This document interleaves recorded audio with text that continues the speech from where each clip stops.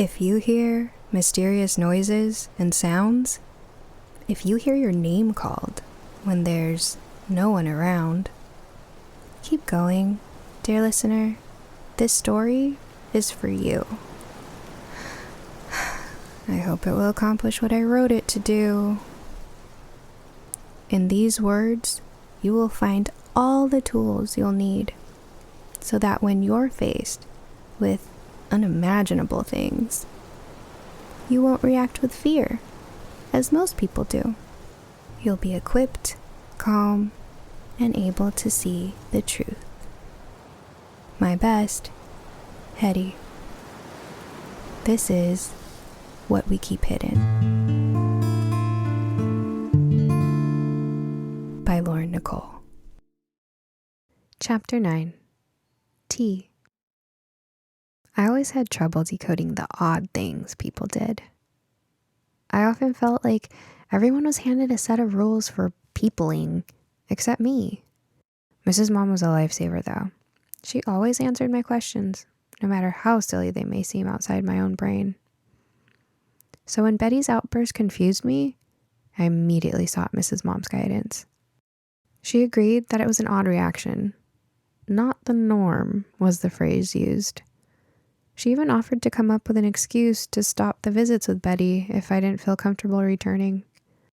As confused as I was, deep down, I knew my new friend was safe. Betty's actions that day almost followed the same pattern as when Lucy had a thorn stuck in her paw. She would never let anyone go near it, and made a big show if we got too close. Of course, her outbursts are harmless, and when we finally got the thorn out, she melted into the love bug we all knew. At Mrs. Mom's suggestion, I would not bring up the figure I saw in the window, or the voices I heard outside the grove again. Before I left, she told me all things hidden come to light in their own time. I could still see the wrinkles of concern between her eyebrows, which revealed how nervous she was that I had chosen to go back. I tried to put her at ease. Even she confessed that deep in her gut, she trusted Betty too.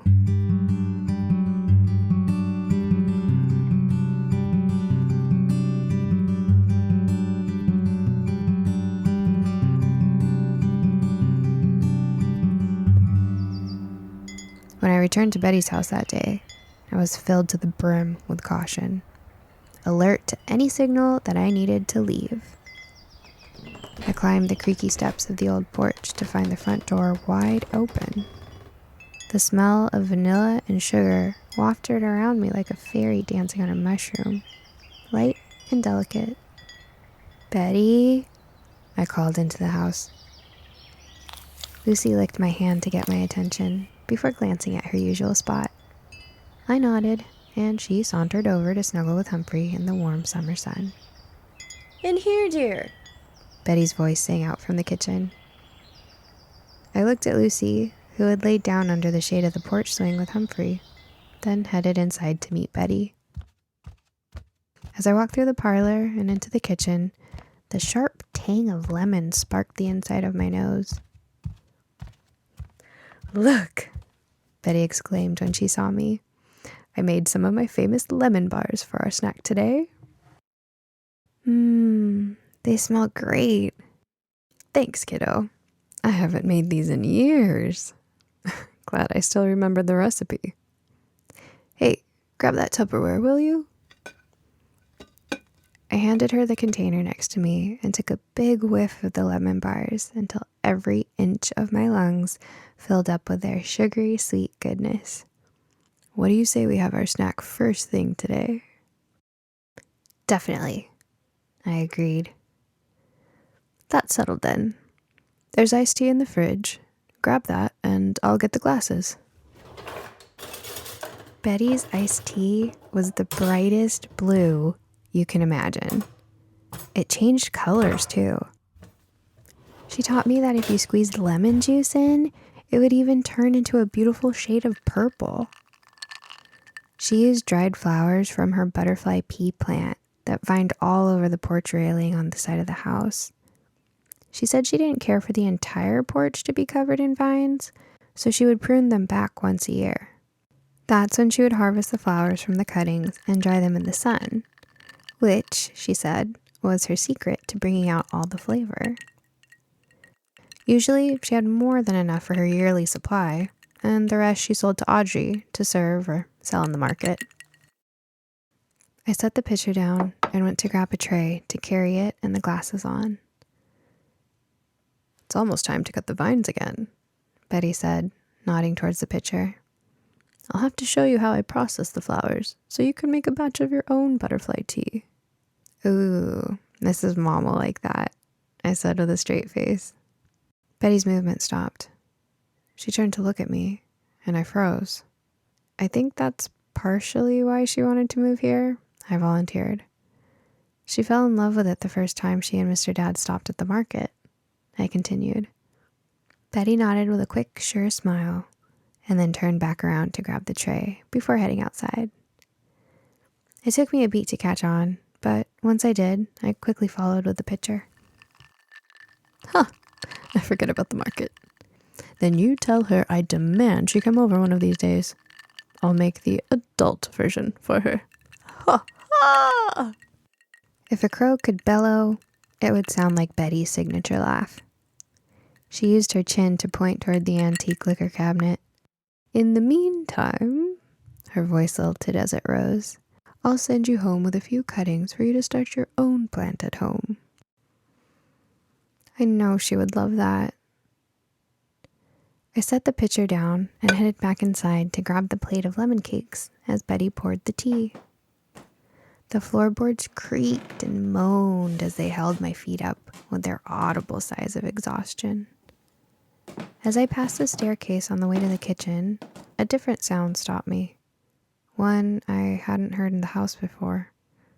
A sort of scuffle.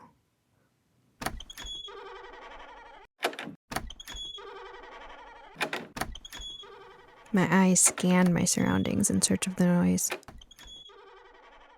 There it was, next to me. On the side wall of the stairs was a small door of seemingly no importance, whose handle was slowly turning on its own. Odd, I thought as I got closer.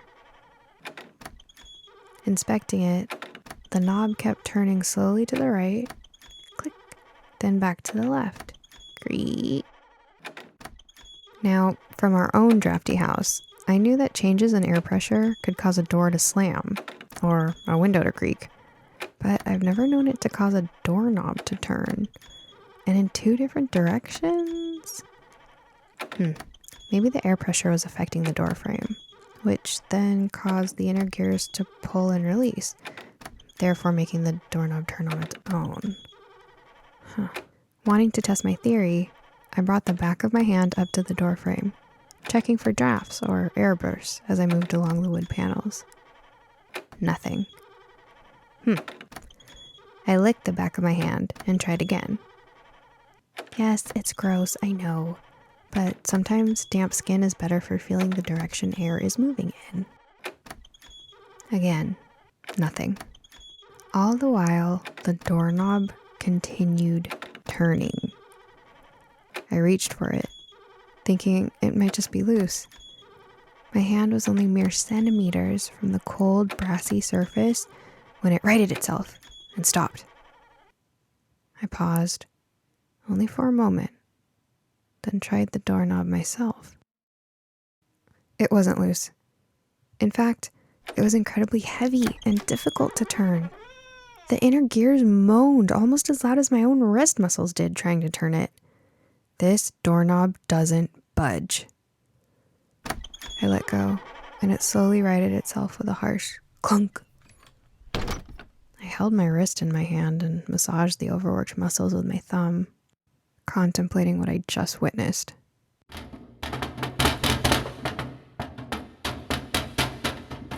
While I was distracted with my wrist, the door began violently shaking on its hinges as if someone was on the other side, desperately pounding away. This thing was frantically trying to escape its hinges as the doorknob that I had just tried began turning with such unearthly force, my feet took a few steps back of their own volition. "Hedy," Betty's voice called from the patio. At the sound of her voice, the door immediately stopped shaking. I took a moment to catch my breath before I replied, "Yeah? I forgot the napkins." "Oh, yeah, I'll grab some," I called back half-heartedly, keeping my eyes on the door as I slowly backed away. I watched for the slightest movement or sound. Nothing. In my mental haze, I made my way to the kitchen and grabbed the lemon bars and some napkins.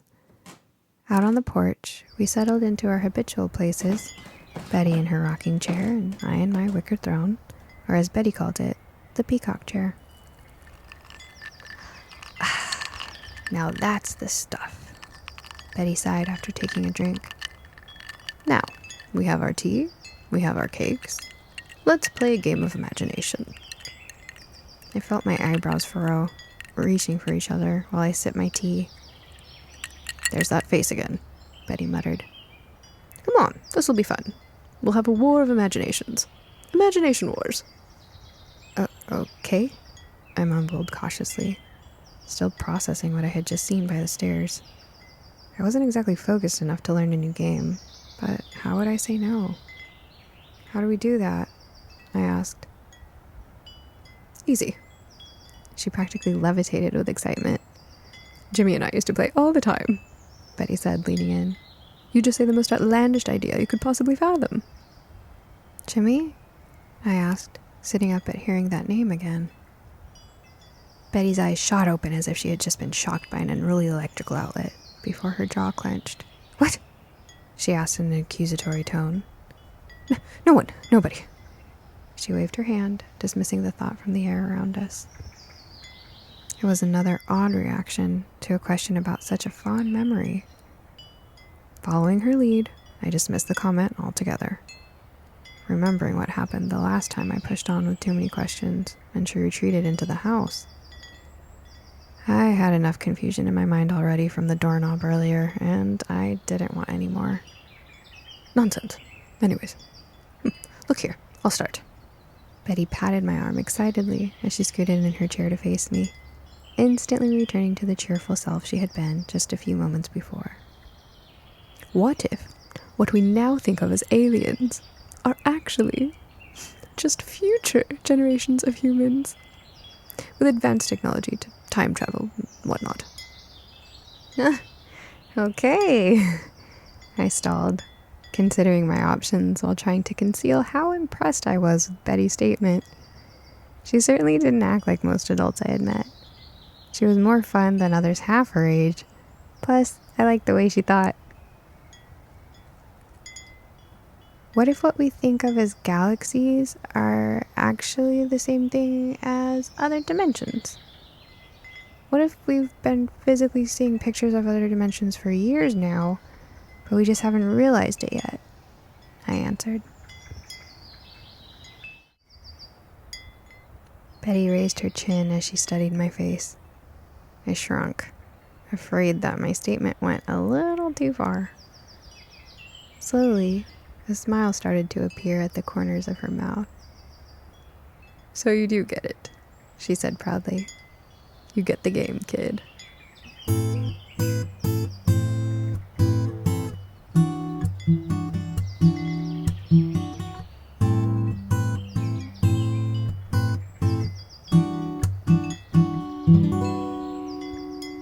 Thank you for joining us on this episode of What We Keep Hidden. Tune in next time to see what happens. What We Keep Hidden is written, narrated, and produced by Lauren Nicole. This has been a Lauren Nicole creation.